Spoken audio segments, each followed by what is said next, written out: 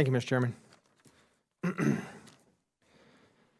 Thank you to our witnesses for being here today. Really appreciate your time. I just want to start out by just making some quick observations. At President Trump's direction, CMS and CDC worked together and acted quickly to put out and continuously update critical guidance and recommendations to state and local governments and long-term care facilities to assist in mitigating the spread of COVID-19 virus against our most vulnerable population. However, a handful of governors, as we've been discussing here, across the U.S. decided to go against the Trump administration's guidance and made irresponsible, politically motivated decisions to knowingly introduce coronavirus to nursing home residents and long-term care patients, resulting in thousands of people dying unnecessarily.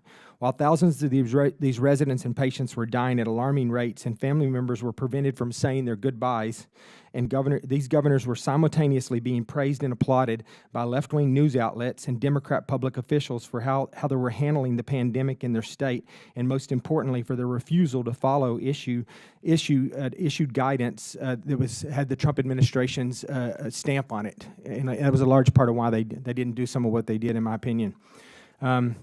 As many of my colleagues have pointed out, one of the most detrimental decisions these governors made were forcing nursing homes to accept admissions of COVID-positive individuals. Specifically, on March 25th, 2020, the New York State Health Department issued a directive that stated no resident shall be denied readmission or admission to a nursing home solely based on a confirmed or suspected diagnosis of COVID-19. And, quote, nursing homes are prohibited from requiring a hospitalized resident who is determined medically stable to be tested for COVID-19 prior to admission or readmission, end quote.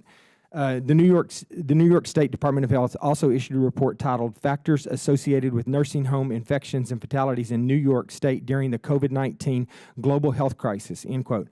They issued this on July the 6th, 2020, and updated it on July 20, 2020, and updated it again on February 11, 2021. Even in the most recently updated version, their report still states, and I quote, admission policies were not a significant factor in nursing home fatalities, end quote. And, quote, the data do not show a consistent relationship between this administration and increased mortality, end quote. Mr. Hammond, you and your colleague, Mr. Kingsbury, analyzed the coronavirus deaths in long-term care facilities using data and information released by the New York State Department of Health. Is that correct? Yes. Would it be fair to say that the New York State Department of Health's report I just mentioned contradicts the findings of your analysis? Well, I would put it the other way around, but yes. Okay. Did your analysis find any correlation between the admission of new COVID-positive residents and higher death rates in the nursing homes that received them? Yes, it did. Okay, thank you. In Governor Cuomo's book, he wrote, I quote, the Trump forces had a simple line. Thousands died in nursing homes. It was true, but they needed to add a conspiracy, which was that they died because of bad state policy and that mandated and directed the nursing homes to accept COVID-19 positive people. And these COVID positive people were the cause of the spread of the disease in the nursing home. It was a lie, end quote. According to the Washington Post, this book is a, quote, impressive roadmap to dealing with a crisis as serious as the one we have faced, end quote. To each of the witnesses, I would like to ask if after hearing all of the information today, would you agree that Cuomo's book and the official reviews from the mainstream media that promoted Cuomo's book as a factual, influential, and an example of outstanding leadership are an example of disseminating disinformation? Ms. Dean, I'll start with you. I think his book was one of the main reasons why he hid all of the information.